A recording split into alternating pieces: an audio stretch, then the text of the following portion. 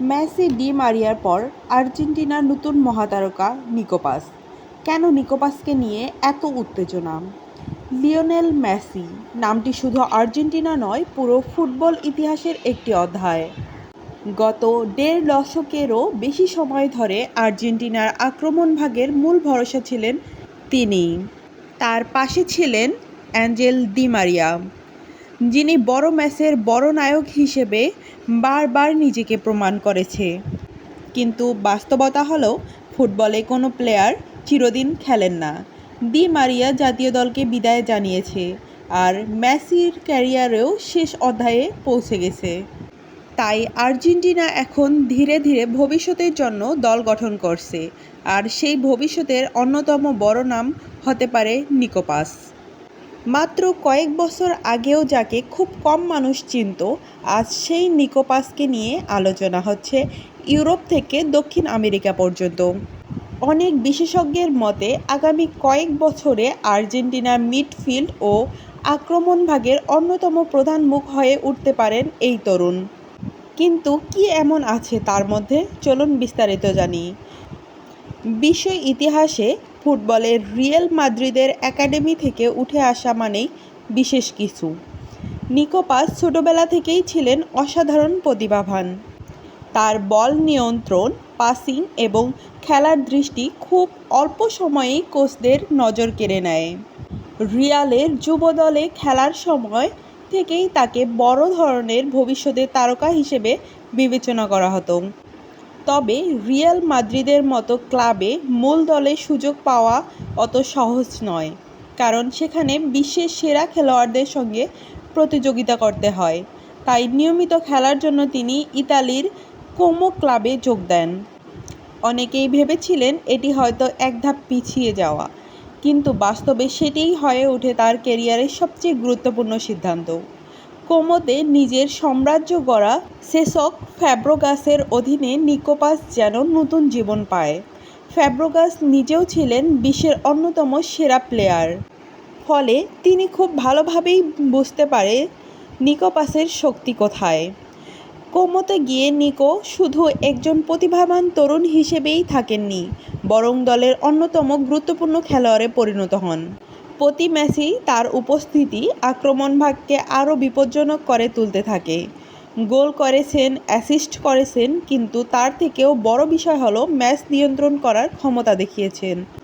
যখন দল চাপে ছিল তখন বল ধরে রেখেছেন, যখন আক্রমণের প্রয়োজন হয়েছে তখন সুযোগ তৈরি করেছেন, যখন গোল দরকার হয়েছে তখন নিজেই সামনে এগিয়ে এসেছেন। এটাই বড় খেলোয়াড়দের বৈশিষ্ট্য।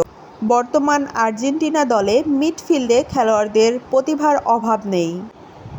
Enzo Fernandez, Alexis Mac Allister, De Paul এবং লিয়ান্দ্রো সবাই আন্তর্জাতিক মানের খেলোয়াড়।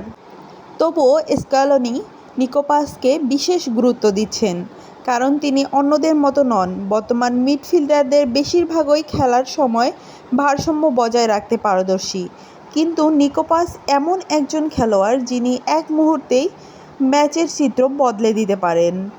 একটি ড্রিবল, একটি থ্রো পাস, একটি দূরপাল্লার শট, একটি অপ্রত্যাশিত সিদ্ধান্ত, এগুলোই ম্যাচ জেতায়, আর এই গুণগুলোই নিকোপাসের মধ্যে রয়েছে। অনেকেই নিকোপাসকে নতুন মেসি বলতে শুরু করেছেন।